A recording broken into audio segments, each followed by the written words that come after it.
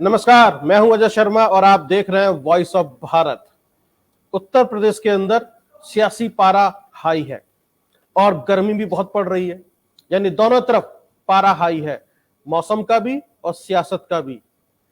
क्योंकि उत्तर प्रदेश के अंदर लोकसभा के उपचुनाव होने हैं, रामपुर से और आजमगढ़ से।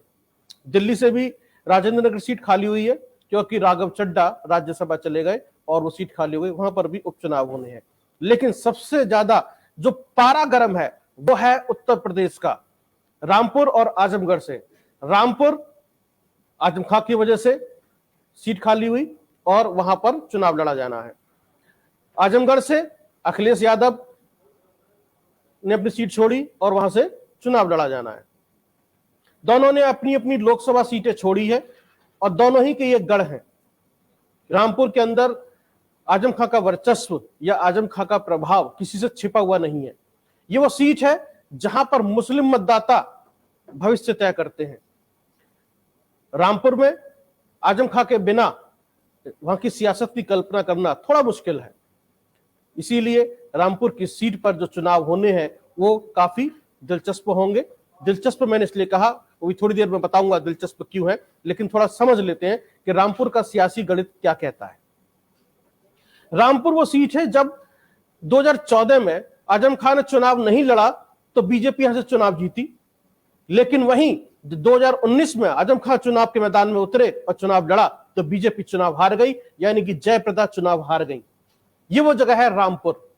तो रामपुर अपने आप में खास है और रामपुर आजम खां के लिए जानी जाती है, पहचानी जाती है। ऐसे में यहां पर चुनाव होना है। अब ये दिलचस्प क्यों है सीट? क्योंकि यहां से दो उम्मीदवार हैं और दोनों ही आजम खां के करीबी रहे हैं। नंबर 1 आसिम रजा, जो उनके काफी करीबी हैं और नगर अध्यक्ष भी हैं। दूसरी तरफ घनश्याम लोधी, जो कभी समाजवादी पार्टी में हुआ करते थे, अब बीजेपी के अंदर है और अनुशासनात्मक कार्रवाई की वजह से उनको पार्टी से निकाल दिया गया और बीजेपी का दामन थाम लिया।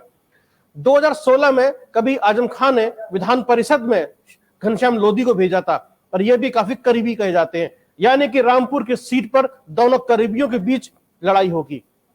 अब आते हैं आजमगढ़ की तरफ।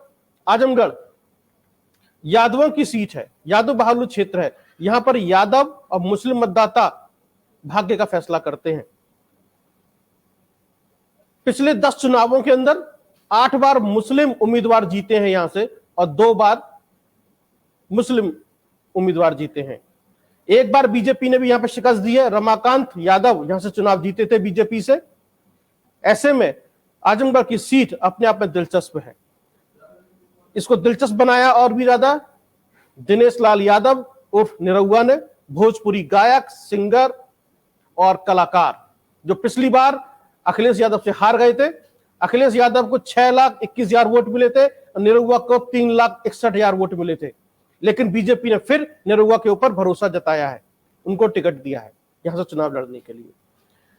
पिछली बार मुलायम सिंह यादव यहां से चुनाव जीते थे महज 60,000 के आसपास वोटों से। उसके बाद अखिलेश यादव ने चुनाव लड़ा और वो आपके सामने है फिगर, जो भी मैंने आपको बताया। लेकिन जब अखिलेश यादव चुनाव जीते थे तब एक महागठबंधन था जिसके अंदर सपा, बसपा, कांग्रेस थी। इस बार ऐसा कुछ नहीं होगा। तो ये है पूरा आजमगढ़ का और रामपुर का सियासी समीकरण, जहां पर निरहुआ सामने है। किसके सामने है? धर्मेंद्र यादव, जो कि भतीजे हैं, यानी कि मुलायम सिंह यादव की फैमिली से इस बार डिंपल यादव को टिकट नहीं मिला है, ना ही उन्हें राज्यसभा भेजा गया, ना ही उपचुनाव में उतारा गया। तो इस पूरे सियासी समीकरण और होने वाले चुनाव पर चर्चा करेंगे कि आखिरकार उत्तर प्रदेश की सियासत में होने वाला क्या है। यानी कि उत्तर प्रदेश के अंदर आजम खां और अखिलेश यादव की साख दांव पर है। बीजेपी क्या करने जा रही है? कांग्रेस ने कोई भी अपना उम्मीदवार नहीं दिया है और बसपा ने अपना आजमगढ़ से गुड्डू जमाली को उतारा है, यानी मुस्लिम मतदाताओं को लुभाने के लिए या वोट काटने के लिए, ये समझा जाए, क्योंकि पिछली बार बसपा गठबंधन में थी। तो इस बार क्या होने जा रहा है ये देखते हैं और समझने की कोशिश करते हैं इस बार की इस डिस्कशन में। यही बहस का मुद्दा है। मेरे साथ कुछ पैनलिस्ट जुड़ेंगे, उनका परिचय मैं आपसे कराता हुआ जाऊंगा। मेरे साथ जुड़ रहे हैं रामवरेश यादव, जो कि राजनीतिक विश्लेषक है, भारतीय जनता पार्टी और समाजवादी पार्टी पर अच्छी पकड़ रखते हैं और ग्राउंड पर उनकी अच्छी पकड़ है। आपका स्वागत है रामप्रेस यादव। मेरे साथ में लक्ष्मीकांत जी हैं, कांग्रेस के नेता हैं। आपका भी स्वागत है। और मेरे साथ में हमारे संवाददाता विनोद कुमार है लखनऊ से सीधे, वो भी हमसे जुड़े हुए हैं, इस पर चर्चा करेंगे। सबसे पहले विनोद कुमार, क्या रिपोर्ट है आपके पास, क्या अपडेट है, क्या होने जा रहा है उत्तर प्रदेश की सियासत में? जी बिल्कुल, देखिए अगर लोकसभा चुनाव की बात करें तो लोकसभा चुनाव इस बार जो उपचुनाव होने जा रहा है बड़ा ही दिलचस्प है। सबसे पहले अगर आजमगढ़ सीट की बात करें तो वहां त्रिकोणीय मामला हो चुका है, क्योंकि जब 2019 में लोकसभा चुनाव हुआ था तब दिनेश यादव हुआ मैदान सामने दिनेश यादव थे। हालांकि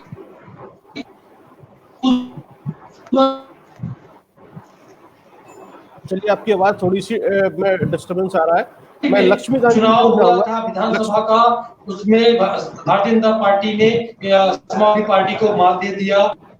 150 की अब देखिए उपचुनाव है, चूंकि दो सीट खाली हुई है।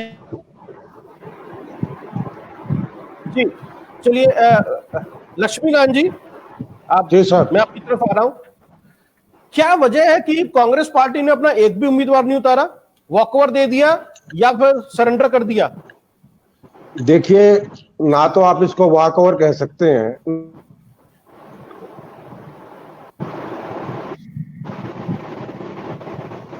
क्या कहेंगे फिर? मतलब थोड़ा आप हमें समझाएं कि कांग्रेस पार्टी क्या कर रही है इस बार चुनाव के मैदान में नहीं है।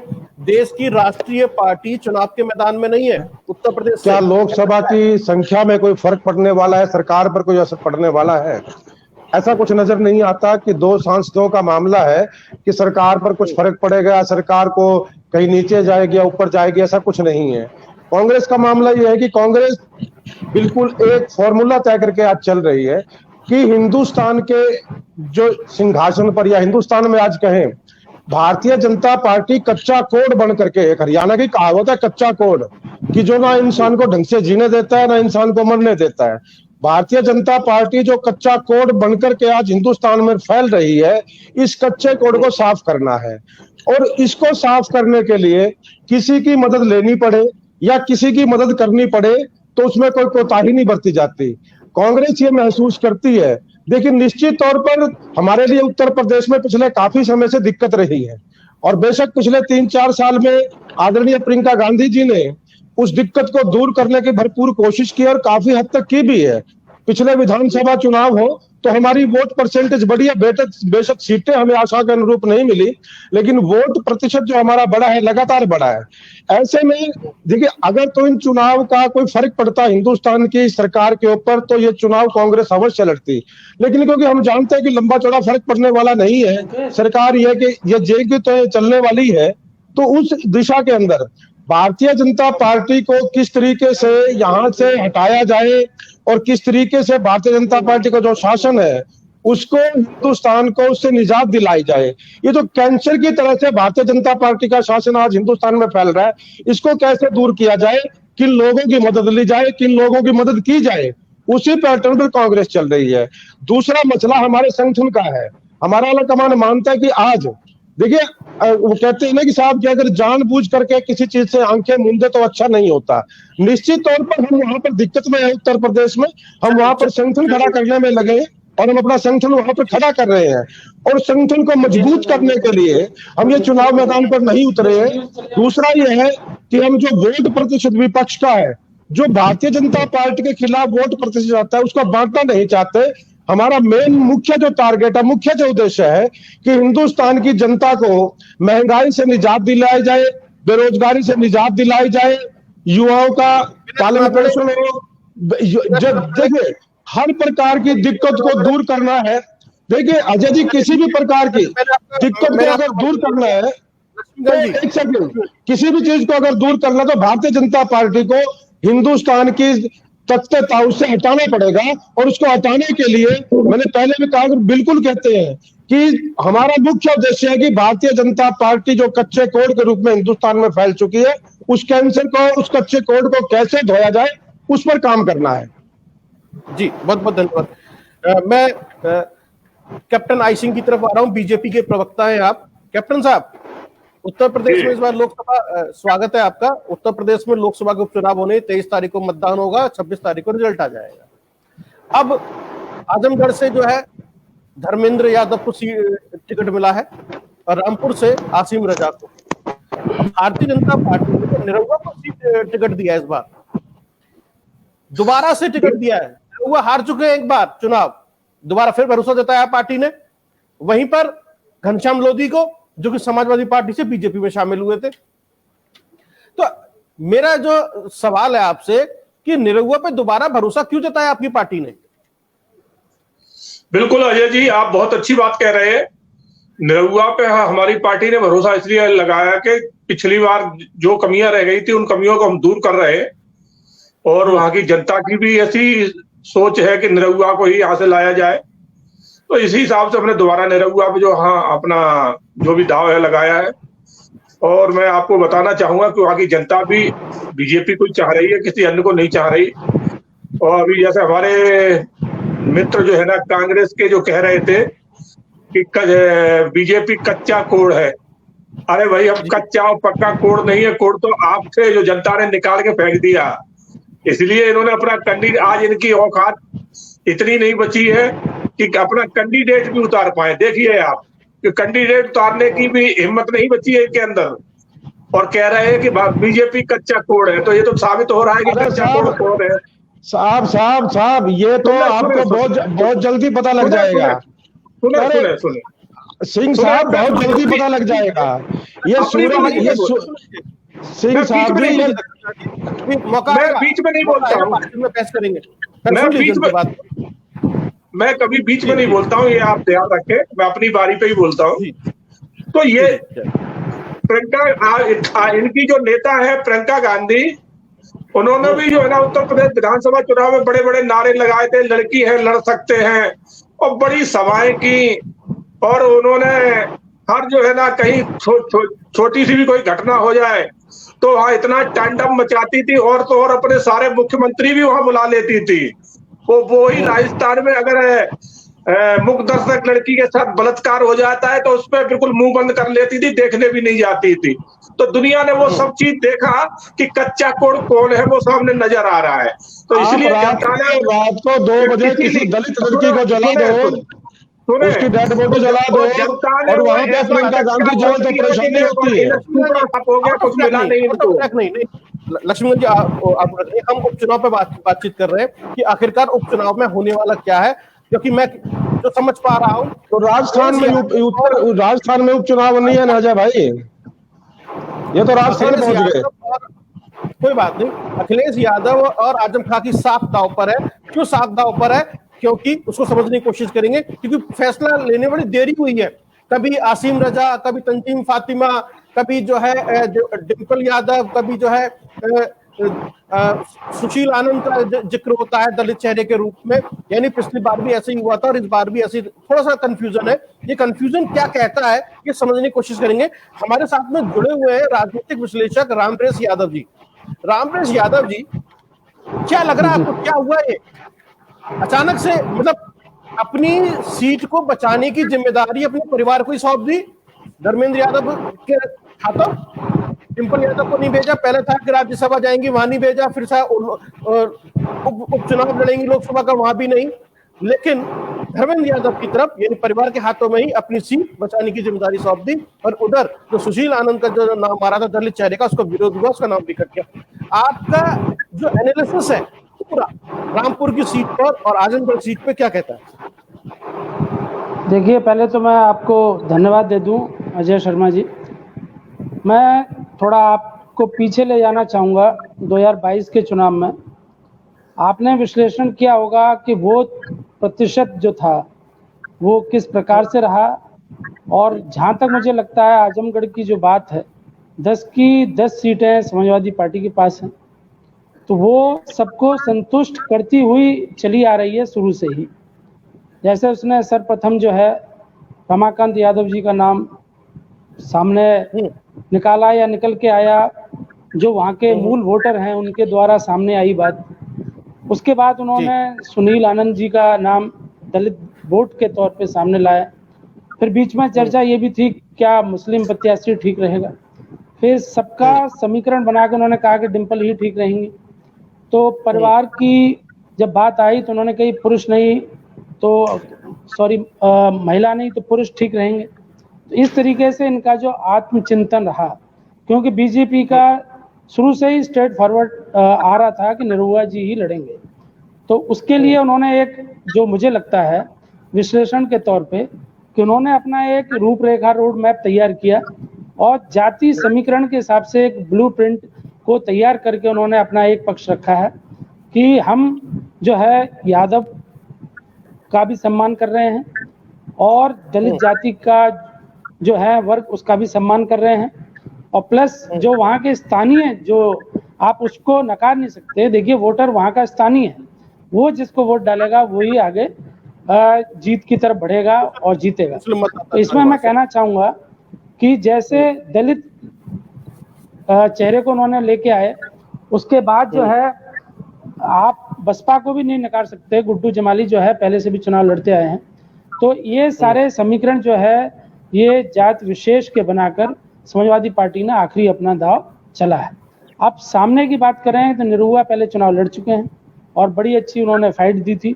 तो मेरा अपना मानना है कि आजमगढ़ पे बहुत अच्छी फाइट देखने को मिलेगी और घमासान होने को मिलेगा।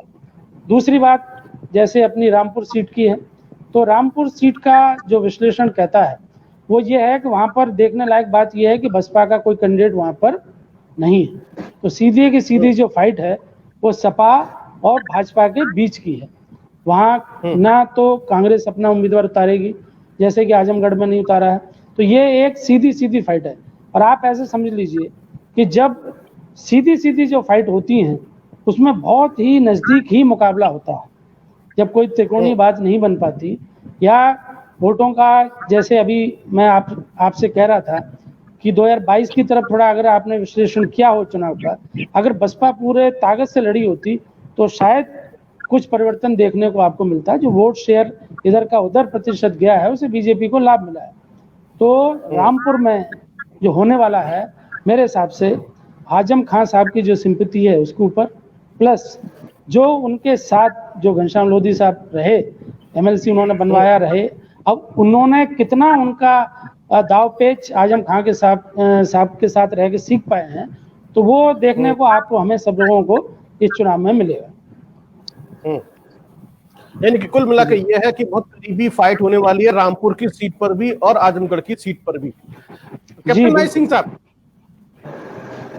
आप बीजेपी, मैं थोड़ा समझना चाहता हूं घनश्याम लोधी को ही टिकट क्यों दिया आपने? सिर्फ आजम खान के करीबी होने की वजह से या कोई और भी वजह है?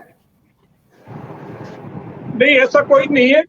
हमने जब वहां के समीकरण बिठाए तो फिर हमें वही ठीक लगे पार्टी के हिसाब से। पार्टी ने भी उनके ऊपर मंथन किया तो वो कैंडिडेट वहां के लिए वो सही बैठे कैंडिडेट, तो उसी हिसाब से फिर उनको उतारा है। हम क्या है, कोई हमारी एक परिवार की पार्टी नहीं है, हमारा एक बहुत बड़ा समूह है। समाजवादी का जो है वो घूम फिर के परिवार पे ही आ जाता है, परिवार से आगे कहीं निकल नहीं पाते। हमारे यहाँ कोई परिवार की पार्टी नहीं है। 18 करोड़ से तीन सांसद एक परिवार के हैं, फिर भी परिवार की पार्टी नहीं है साहब। आपको यही तो प्रॉब्लम है। आप बोल रहे थे, मैं बीच में आपके में नहीं बोला, मैं तो वैसे मजाक कर रहा हूं। पहले बोल डिबेट में थोड़ा बैठना सीख लो। अरे साहब डिबेट ही करते हैं, चिंता मत कीजिए, कोई बात नहीं, आप लोगों से सीखा है। नहीं, पर्सनल नहीं। बात यहाँ पर ये हो रही है कि आखिरकार रामपुर की सीट पर दो करीबी आमने सामने होंगे, घनश्याम लोधी और असीम रजा, दोनों ही आजम खां के करीबी हैं। भारतीय जनता पार्टी ने मास्टर स्ट्रोक खेला है कि आजम खां के करीबी के सामने आजम खां का करीबी, या फिर घनश्याम लोधी के सामने आजम खान ने अपनी पत्नी की बजाय, तंजीमा फातिमा की बजाय आसिम रजा को उतार दिया, यानी करीबी के सामने करीबी। यानी किस तरह की फाइट देखने के लिए मिलेगी? क्या आजम खां, यदि आजम खां असीम रजा यहाँ से हार जाते हैं और बीजेपी के घनश्याम लोधी जीत जाते हैं तो इसका क्या मैसेज जाएगा? मैं समझने की कोशिश कर रहा हूँ। रामप्रेस यादव जी, यदि ऐसा हुआ तो क्या होगा? जी, जैसे आप रामपुर की बात कर रहे हैं तो रामपुर का जो परिदृश्य है, जो पुराने अगर आप चुनाव के आंकड़े देखें, ये रहा है तो वो आजम खान साहब के इर्द गिर्द ही घूमती है धुरी वहां पर। अब ये देखने का मौका चुनाव के बाद ही मिलेगा जब आंकड़े सामने आएंगे कौन जीतेगा। पर वर्तमान स्थिति में हम ये कह सकते हैं कि बीजेपी ने भी वहां बहुत अच्छा अपना प्रत्याशी उतारा है, बहुत सोच समझ के उतारा है, पर वो आजम खान के साहब ही घुमाते रहे हैं और बसपा का कैंडिडेट ना होना वहां पर और मुस्लिम मतदाताओं का वहां पर निर्णायक होना, ये कई ऐसे फैक्टर हैं जो कि ऐसा लगता है कि अभी कहना उचित नहीं होगा, पर घमासान जबरदस्त होगा। जी, हमारे साथ में हमारे संवाददाता जुड़े हुए विनोद कुमार। विनोद कुमार, आपको मेरी आवाज सुनाई दे रही है? तो जो पूरा चुनाव है इस वक्त लोकसभा का रामपुर की सीट पर, आजमगढ़ की सीट पर, आपने काफी चुनाव कवर किए हैं, करीबी तौर पर समझा है, देखा है, और पिछला विधानसभा चुनाव भी आपने कवर किया है। तो अभी आपका कैलकुलेशन क्या कह रही है? क्या कह रही है आपकी कैलकुलेशन? क्या होने वाला है रामपुर की सीट पर, आजमगढ़ की सीट पर? जी बिल्कुल, देखिए सबसे पहले आजमगढ़ की बात करें जहां से अखिलेश यादव के बाद वो सीट खाली हुई थी और अब उपचुनाव होने जा रहे हैं। उनके सामने अखिलेश कुमार यादव निरहुआ है जो कि पहले 2019 के लोकसभा चुनाव में भी थे। इस बार वो बिल्कुल त्रिकोणी लग रहा है आजमगढ़ में, क्योंकि इस बार किसी भी दल के लिए फतेह हासिल करना आसान नहीं होगा। देखिए जिस आधार पे कैंडिडेट उतारे गए हैं उसी तरीके का वहां पर वोट बैंक है। देखिए भारतीय जनता पार्टी ने अखिलेश यादव के सामने जो कि पिछली बार थे, यादव वोट बैंक है वहां पर ज्यादा है, इसलिए हुआ बिल्कुल फिट बैठते हैं। और ये बिल्कुल कतई नहीं कहा जा सकता दिनेश लाल निरहुआ पहली बार चुनाव लड़े थे लोकसभा का, कोई भी चुनाव पहली बार लड़े थे वो भी आजमगढ़ से जहां से अखिलेश यादव लड़ रहे थे, एक बड़ा चेहरा उनके सामने था, इसके बावजूद भी टक्कर उन्होंने दिया था, बड़ा मत हासिल किया था। इस बार के चुनाव में वो भी पूरा दमखम से लगे, क्योंकि पिछली बार उनको जीत नहीं मिली थी, इस बार पूरे दमखम दिखाई दे रहे।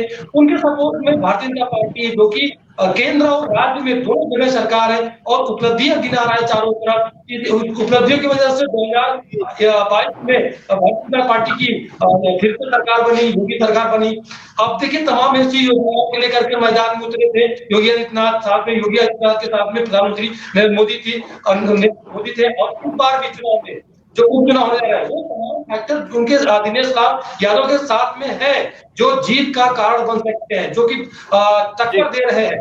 साथ में अब जो त्रिकोणी मामला है, गुड्डू जमाली जो कि बसपा से है, वो मुस्लिम वोटर्स जो है उसके लिए वो तैयार है।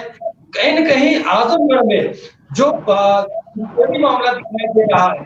और अब अगर बात करें रामपुर की, तो रामपुर में भी जो दोनों प्रत्याशी है भारतीय जनता पार्टी और समाजवादी पार्टी के, दोनों प्रत्याशी जो फाइट है वो तकरीबन आसपास दिखाई दे रही।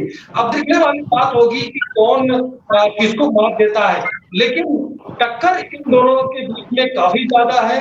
एक तरफ जहां आजम खान के करीबी है तो दूसरी तरफ भी आजम खान के करीबी कभी करते थे वो है।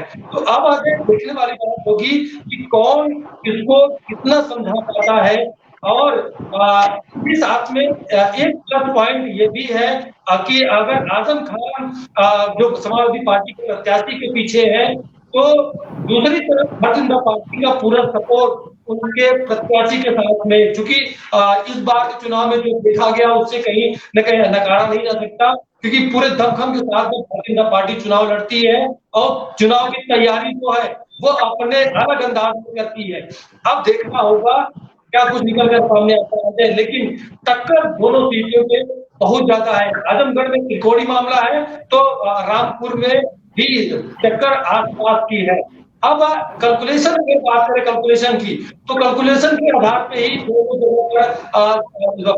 प्रत्याशी उतारे गए हैं। लेकिन इस बार आजमगढ़ की जो चुनाव है बड़ा ही टक्कर वाला है। इस बार अखिलेश यादव नहीं है, इसलिए एक तरह से कह सकते हैं दिनेश लाल यादव निरहुआ के लिए थोड़ा सा आसानी होगा।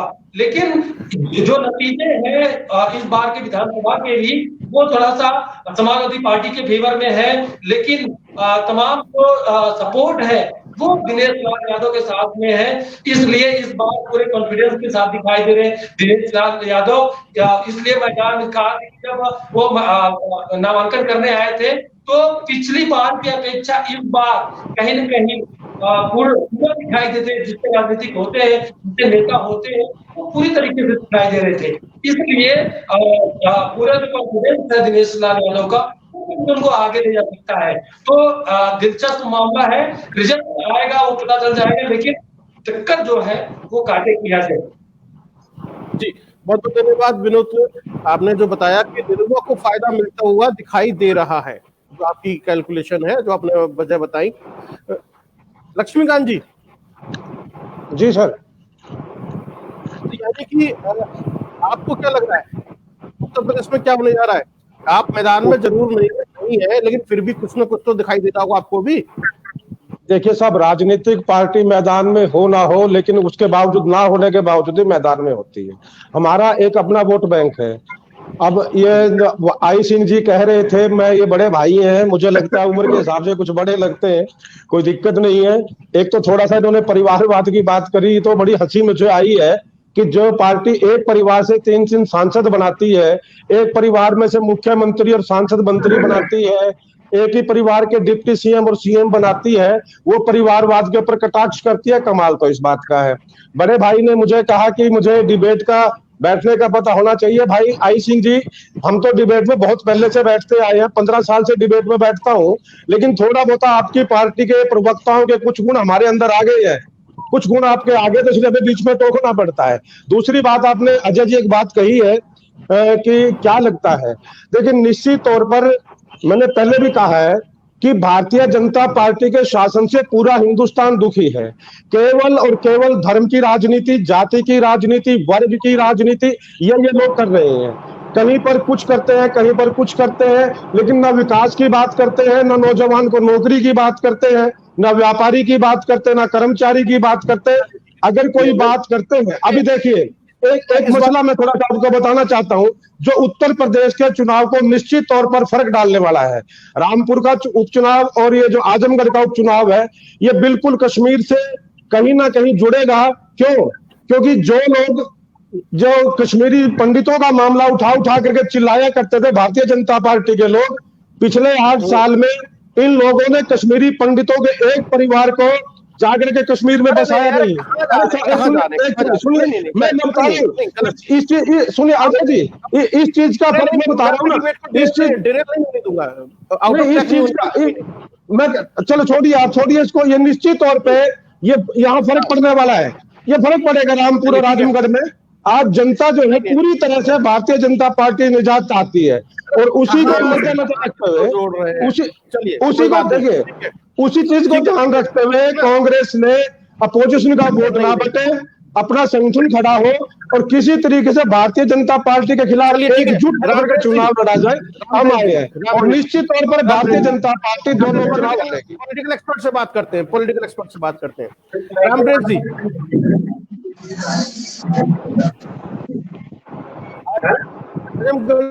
की सीट पे निरुआ है और धर्मेंद्र यादव है, दोनों युवा है।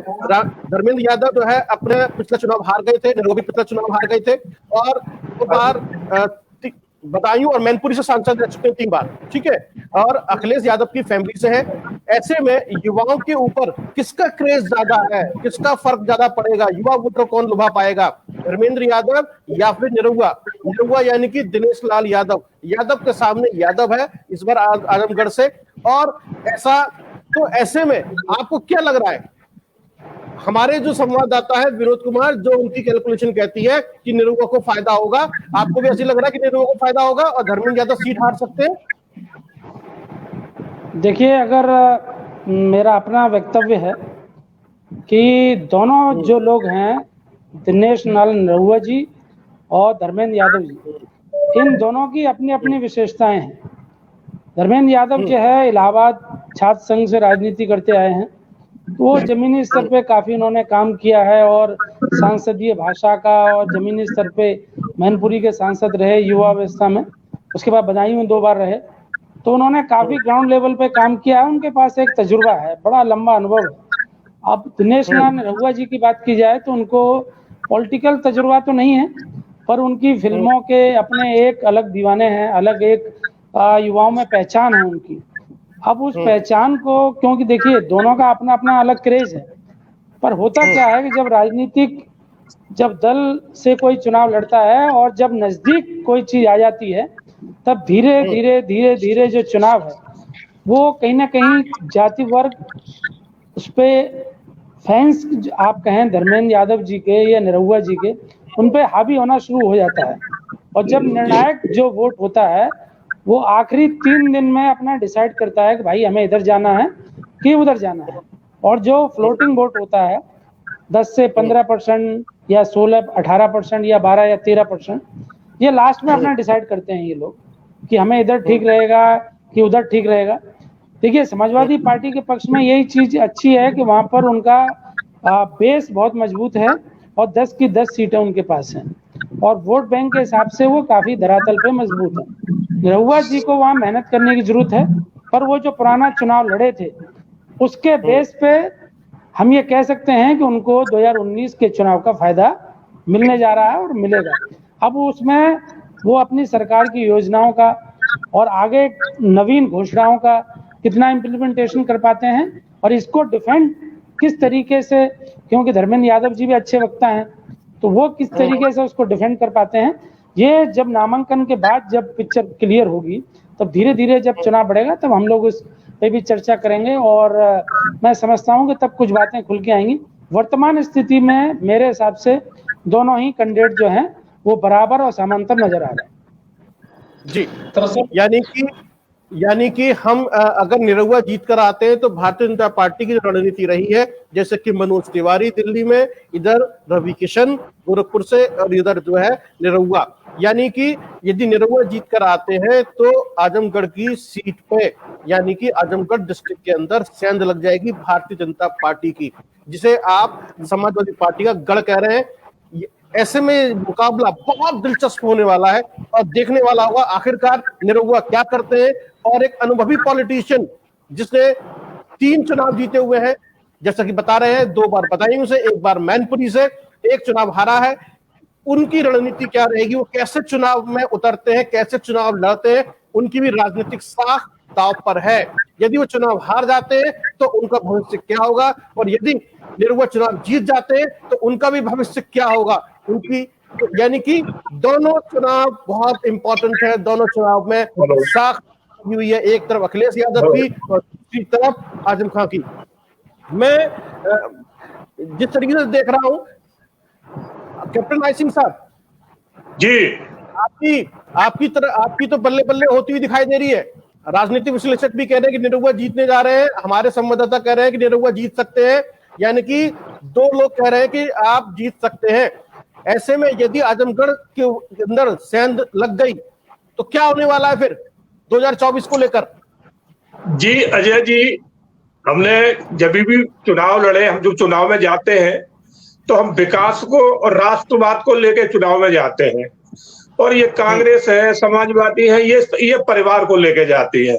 इनके पास परिवार होता है, इससे ज्यादा कुछ नहीं होता। बातें बहुत बड़ी बड़ी होती है, चाहे कांग्रेस हो चाहे समाजवादी हो, मगर है गोल गोल घूम के परिवार से ही नजदीक है, उससे बाहर नहीं है।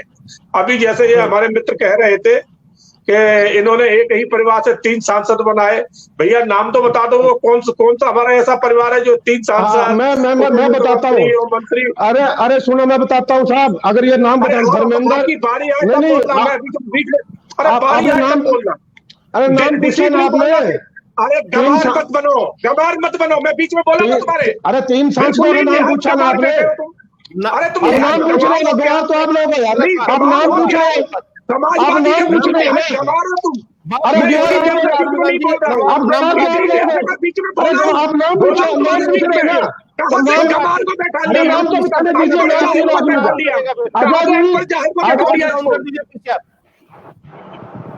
मैं एक बार भी किसी के बीच में नहीं बोला हूँ, गमार उठ के आ जाते हैं बीच में। कोई बात नहीं, आप अपनी बात पूरी करें। गंवार आप लोग हो। मैं वही कहना चाह रहा हूं कि हम विकास को लेके गए हैं और विकास दुनिया ने देखा है, तभी तो उत्तर प्रदेश में हमने रिपीट किया है। नहीं, आज दिन तक कोई पार्टी क्यों नहीं कर सकी? चुनाव से पहले अखिलेश ने, प्रियंका ने कितने बड़े बड़े वादे किए थे, कितनी हू हल्ला मचाई थी, मगर मिला क्या? कांग्रेस तो कहीं है ही नहीं। और समाजवादी ताल ठोक के कह रही थी कि अब हम सरकार तो हमारी ही आ रही है और ये करेंगे वो करेंगे। कहाँ चला गया सब कुछ? इन्होंने किसान का भी मुद्दा पकड़ लिया, किसान के नाम से इतना हल्ला मचाया और लास्ट में आके हुआ क्या? कुछ भी नहीं। कैप्टन साहब, मेरा सवाल कुछ और था। मेरा सवाल ये था कि यदि आजमगढ़ की सीट पे निरहुआ जीत जाते हैं तो 2024 के लिए आपकी तो बल्ले बल्ले होने वाली है, यानी कि आपका आजमगढ़ की जो वोटर उसको सेंध लग जाएगी। आजमगढ़ की जो सीट मानी जाती है। बिल्कुल अजय जी हमारे निरहुआ भी जीतेंगे और 2024 में आप देखना कि मैं समाजवादी को बिल्कुल नहीं साफ कर दूंगा। इनका वहां से नामो, जैसे कांग्रेस का नामो निशान खत्म किया है ना, ऐसे हम वहां समाजवादी को उत्तर प्रदेश से बिल्कुल खत्म कर देंगे, क्योंकि हम विकास कर रहे हैं, हमारी नीति अच्छी है, हम जनता के हित की बात कर रहे हैं। इन लोगों के पास सिर्फ परिवार के अलावा और कोई काम ही नहीं है। ये जब भी करते हैं बात परिवार की करते हैं, कैंडिडेट उतारते हैं परिवार का उतारते, इससे आगे कुछ है ही नहीं पे। हमारे पास पूरा उत्तर प्रदेश है। ठीक है। आखिरी लास्ट कमेंट रामवृक्ष यादव जी से, पॉलिटिकल एक्सपर्ट से। गुड्डू जमाली का क्या रोल रहेगा? क्या वोट कटवा के रूप में रहेंगे? कुछ और क्या असर पड़ेगा? क्योंकि पिछली बार तो बीएसपी जो है साथ में थी समाजवादी पार्टी के, इस बार गुड्डू जमाली बीएसपी से चुनाव लड़ रहे हैं, तो क्या फर्क पड़ने वाला है? आपका पूरा एनालिसिस गुड्डू जमाली को लेकर, लास्ट कमेंट आपकी तरफ से।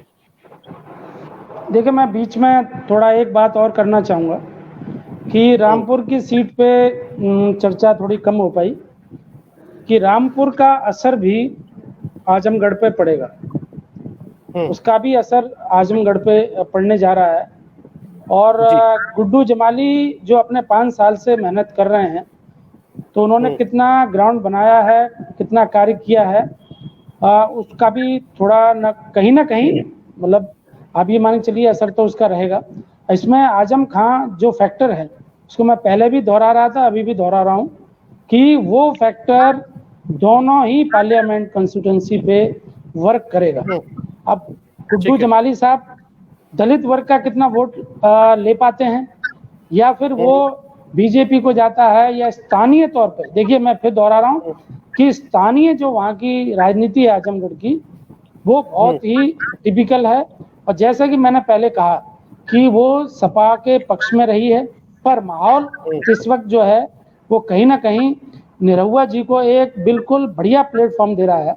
तो थोड़ा जब चुनाव आगे बढ़ेगा तब मैं कह सकता हूं। और जो आपने प्रश्न पूछा है उसका सीधा जवाब ये है कि गुड्डू जमाली जी वहां पर एक निर्णायक भूमिका में रहेंगे और आज भी हैं।